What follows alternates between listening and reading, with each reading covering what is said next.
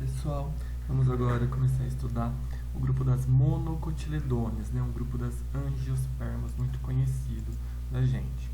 Então, lembrando da classificação das angiospermas, temos a evolução das flores e frutos e surgindo aqueles grupos basais que a gente viu na última aula.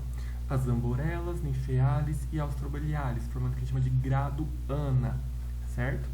Depois vimos as magnoliídeas, né? Que são mais comuns, têm flores mais vistosas.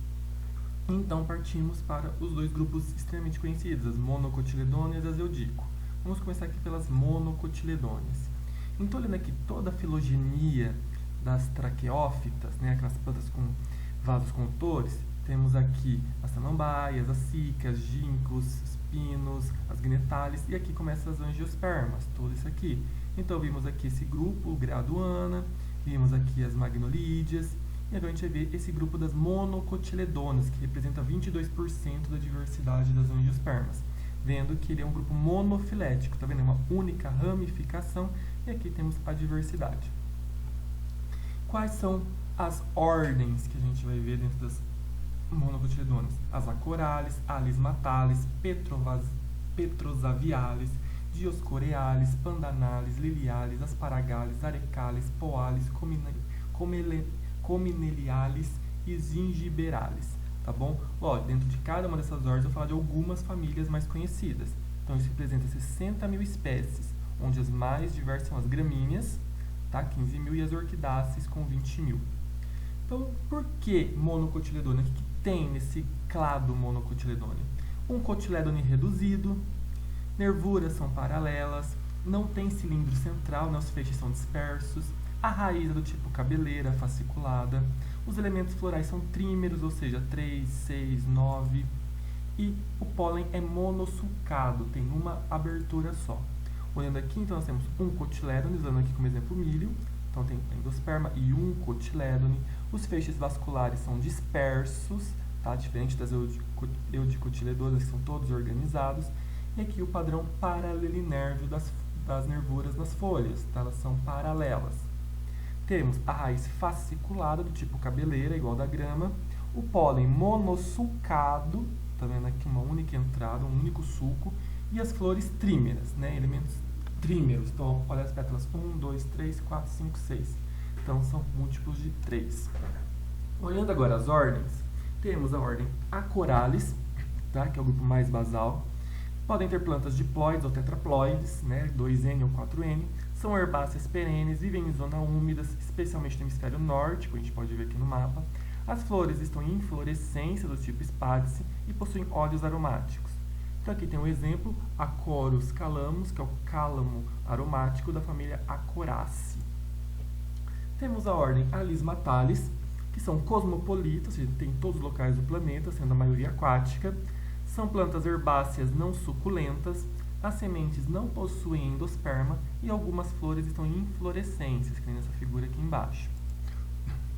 Então aqui tem um exemplo, a Echinodorus grandiflorus, que é o chapéu de couro, da família Alismataceae, né? Lembram, tudo que é ordem termina em alis, famílias Ace, tá bom? Esse que tem no Brasil.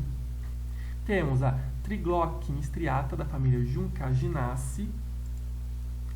Temos aqui a Potamogeton compressus, da família Potamogetonaceae, é meio complicado de falar, que é uma macrófita aquática e também é muito típica de desenhos, de pinturas de alguns artistas famosos, como Portinari. E temos aqui um exemplo marinho, né? A Zostera marina, que é grama marinha, uma planta totalmente que vive dentro do mar, tá? Da família Zosteraceae. A grama marinha é o único exemplar assim, de angiospermas que vive totalmente no mar. Temos a ordem Petrosaviales, né? Uma ordem pequena, com 4 espécies somente. Representantes são micoheterotróficos, ou seja, o fungo passa alimento para eles. Possuem 6 pétalas persistentes, as flores têm brácteas e 3 carpelos distintos. O carpelo é a estrutura que protege o óvulo. Então aqui tem a Japonolirium oscensa, da família Petrosaviaceae. Temos a Petrosavia sakurae, da família Petrosaviaceae também. Essa é micoheterotrófica, dá para ver que ela cresce sobre as folhas em decomposição. Então as micorrizas, os fungos das suas raízes, decompõem a matéria orgânica e passam o alimento para as plantas.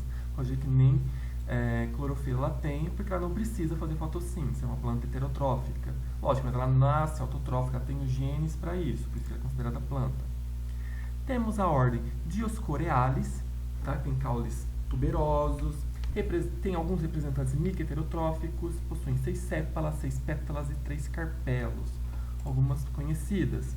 Então, por exemplo, a Dioscórea bulbífera, da família Dioscoreaceae, é comum aqui no Brasil. Tem essas folhas meio em formato de coração, ovaladas. Não tem um nome comum, mas é comum aqui no Brasil. Tem essa Thismia neptunis, da família Burmaniaceae, tá? Que ela parece uma anêmona, mas na verdade é uma planta. E ela é heterotrófica, né? Essa aí é a flor que só cresce na época da reprodução. E também tem os fungos nas suas raízes que absorvem a matéria orgânica e passam nutrientes para a planta. Agora vai começar a ficar mais comum pra gente, né? Por exemplo, a ordem Pandanalis. Tem folhas de tamanho médio largas.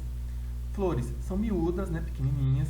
As inflorescências são terminais e os frutos são indeiscentes. Lembra? Temos frutos deiscentes e indecentes. Os deiscentes se abrem sozinhos. Os frutos indecentes precisam de um dispersor, um animal, por exemplo, para ela quebrar e liberar o fruto. E a distribuição é pantropical, né? Em todos os trópicos. Aqui tem esse exemplo, Pandanus utilis, da família Pandanaceae, que ele é muito comum em jardinagem, né, nas ruas. Tem essas raízes escória, ela é muito bonita, aqui dá para ver os frutos em cacho. Então ela não é uma palmeira, tá? Pandanaceae. Aqui temos a Velosia esquamata, chamada de canela de ema, da família Velosiaceae, muito comum no cerrado brasileiro. Por que tem esse nome canela de ema? Porque o tronco dela é fininho e tem muitos restos de suber, né, de tecido suberoso. Então forma camada extremamente grossa no caule que protege ela durante as queimadas. Então quando passa o fogo, que é um fator predominante e importante na florística do cerrado, a planta está protegida, porque vai queimando essa parte morta externa, enquanto dentro está protegido. Temos a ordem Lilialis, que são os lírios, né? São plantas herbáceas, possuem rizoma e bulbo. As flores são extremamente chamativas, grandes, coloridas, né? Tem uma grande coevolução com os insetos. Possuem 6 peças florais, 6 pétalas, 6 sépalas, 6 de tudo. E a maioria do hemisfério norte. Aqui temos o lírio, né? O Lilium lancifolium, da família Liliaceae, que ele é muito vendido no Dia das Mães, Dia dos Namorados, muito comum de ser vendido e dado. Temos aqui Austroemeria marsala, da família Austromeriaceae. Parece uma orquídea, mas não é, tá? A orquídea, essa folha aqui de baixo, a pétala de baixo, é totalmente modificada em labelo. E os estames estão internos, não ficam expostos. Eles têm um tubinho aqui por onde o inseto entra. Os estames estão fundidos dentro da flor. Então, isso aqui não é uma diferença das Austromeliares e das Orquidáceas. Temos aqui a Colchico autumnale, que é da família Colchicaceae, né, lírio também, dá para ver que as anteras são compridas e extremamente cheias de pólen. Temos a família Asparagales, que é o mais diverso das angiospermas, ou seja, é a família das orquídeas. Tá? A orquídea é a família Orquidaceae, Asparagales é a ordem. As folhas em roseta, algumas são mixotróficas, já faz fotossíntese, se alimenta de matéria orgânica, e tem flores chamativas e modificadas, e a maioria herbácea. Então aqui tem a Cattleya intermédia, que é da família Orquidaceae, tá? Então dá para ver que aqui essa folha é o labelo, ela é dobrada, que tem um tubo por onde o inseto entra, e as anteras estão lá dentro fundidas, tá? Então é diferente da Austromeliaris, que a gente viu no slide anterior. Aqui tem a Neumarica caerulea, que é da família Iridaceae, tá? Não é uma orquídea, é Iridaceae, dá para ver que o formato não tem um labelo, não tem uma pétala diferenciada. Temos a agave americana, a família Agavaceae, muito comum em jardinagem também, né? Então, ela é meio babenta quando corta a folha, e ela é uma parente da orquídea, né? Uma parente aí da família assim do lado, é uma Agavaceae. Temos a ordem Arecales, que são as palmeiras, a família dos coqueiros, das palmeiras. O caule é do tipo stipe, lembra que o stipe tem um entrenós muito largo e nos nós não saem folhas. As folhas são alternadas espiraladas, inflorescência do tipo espiga, e as flores podem ser monóicas ou dioicas. Lembrando que monóico tem os dois sexos, dioico sexos separados. Aqui temos a Raffia palme, da família Arecaceae. Então essa é é a famosa raf, que é muito utilizada em ornamentação também, em jardim, até dentro de casa. Inclusive eu tenho uma na minha sala. Essa aqui tem bastante folhas grandes, mas dá para cultivar dentro de casa com folhas menores. Tem a Roestonia regia, que são as palmeiras mesmo, aquelas palmeiras gigantes, muito típicas assim da costa nordestina.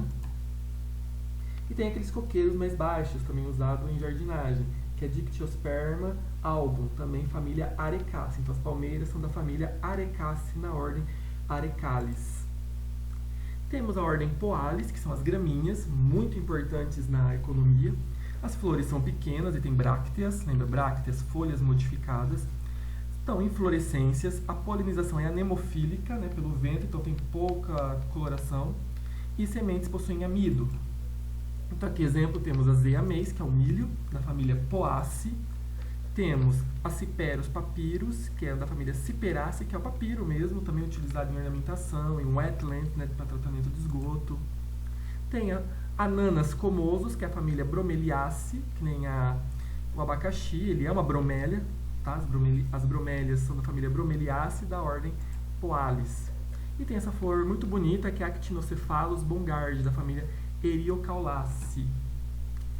Temos a ordem Comelinalis, que tem ceras epicuticulares, endosperma abundante. Algumas flores estão dentro de brácteas, algumas aquáticas, e as pétalas são assimétricas. Exemplos, temos a Cornea crassipes, que é o famoso aguapé, da família Pontederiaceae, uma macrófita aquática. A Tradescantia pálida, da família Comelinaceae, que é muito comum em jardins também, essa planta assim roxinha, toda roxa. E a última ordem, a Zingiberalis, que são herbáceas grandes, sem caules aéreos, as flores com simetria bilateral, estames petaloides e sementes com arilo. Tá? Exemplos, temos o Zingiber officinale, que é o gengibre, da família Zingiberaceae. Temos o lírio do brejo, Etychium coronário, da família Zingiberaceae também, lembrando que é uma planta exótica, ou seja, ela foi introduzida, ela veio do Sudeste Asiático, foi colocada aqui no Brasil, porque ela é uma punks, né, pode se alimentar, só que ela virou praga.